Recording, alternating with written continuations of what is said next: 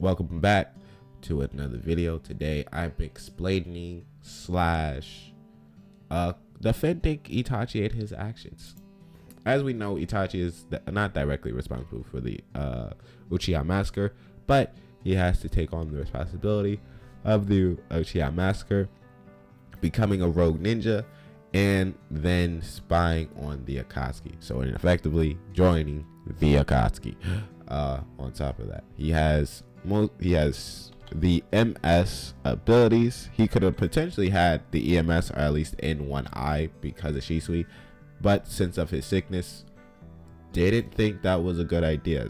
At least that's my headcanon, why he never implanted Shisui's eye into himself, as we know, because Shisui has that ability, so he implants it in a crow, has that command on that eye, and whenever that crow is used for, of course it was for Sasuke, Sasuke would inevitably turn around from his bad ways.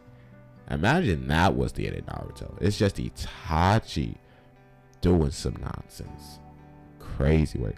But inevitably he uses the crow on himself to break free of the reincarnation, reanimated jutsu, so he could take firm hold of himself and go cancel out the shinobi by Kabuto. Basically his body is moving on its own because he has the want and the need to defend the leaf. Of course, with his eye abilities, he came with Amaterasu, Tsukiyomi, as well as the most broken Susanoo that we'll ever see, which he has the Yasuke Magna. That's common to all Susanoo, that's his armor, but he has the Swords of Tosca. Basically, he could seal anything. It doesn't have a limit in the Yata-Mirror. Now, there's been some discussion online. Can the Yata-Mirror block Indra's arrow? Can it block a tailed beast bomb? It can block everything. Straight up, it will block it. Now, versions of Naruto and Sasuke War with the Renegade, KCM2, those beat Itachi. Like Itachi would die, right? But if you want to go, if you just want to have a contest on what breaks the Yata-Mirror, it would be nothing. Anyway, since I have now explained his abilities, I will explain or defend his actions against the Uchiha. Now, as we know, Itachi was still at the very young age of, I think, either 12 or 14 when he has to execute the Uchiha massacre. Very much still a kid. He, of course, is coerced or manipulated by Danzo to execute the Uchiha massacre. But the Uchiha had it coming on to themselves. This is, of course, Itachi's thinking on the manner.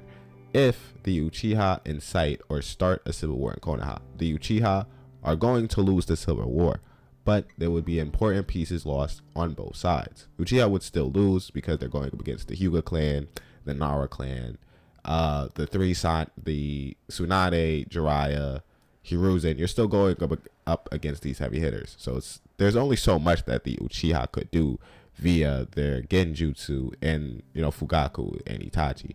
Shisui is no longer at play, at least in this scenario, right? So they lose, and now Konoha is severely weakened by the civil war. Itachi knows this. They know the Konoha would overcome the civil war, the other villages would end up seeing Konoha as weak. Thinking it's the best time to invade and take over Konoha, as Konoha inevitably is like the most dominant world power in Naruto. Everything came out of Madara, Hashirama, Naruto, Sasuke, Hiruzen, Minato, Tobirama, Tsunade, you had a little weak point, but Kakashi, Guy, ain't nobody was messing with Konoha. They had the more heavy hitters in the show, of course.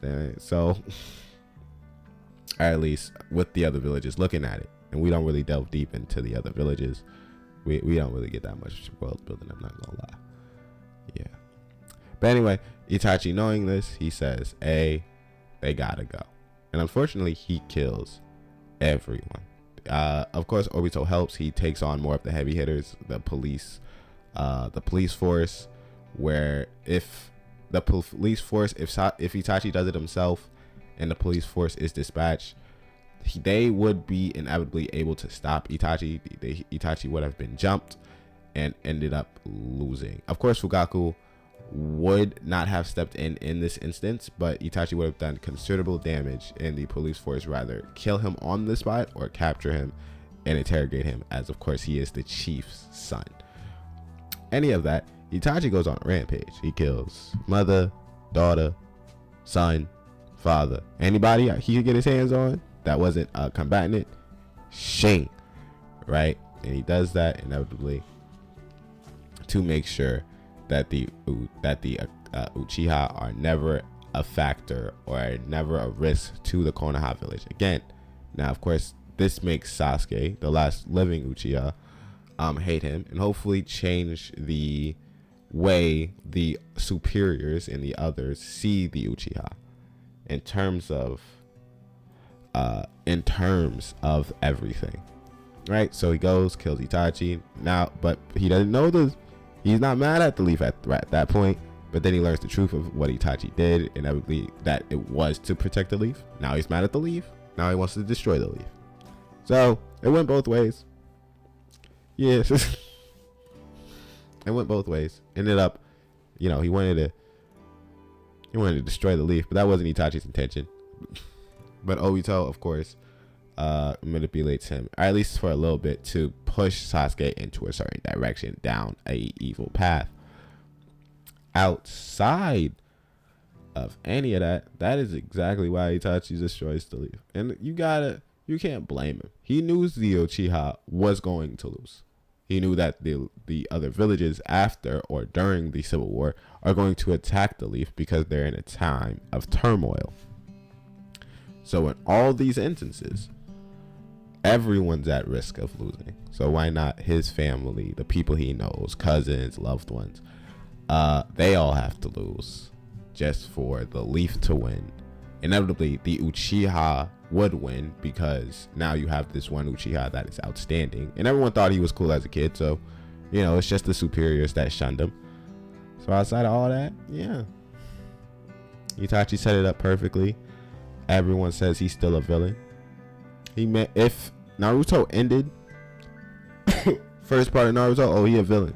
But since we kept seeing the replays, the stories about him, how he talked and how he, saved multiple people by his words and actions, he was someone who wanted peace, silence, but unfortunately had to go into war. Anyway, like, subscribe, and I'll see you in the next one.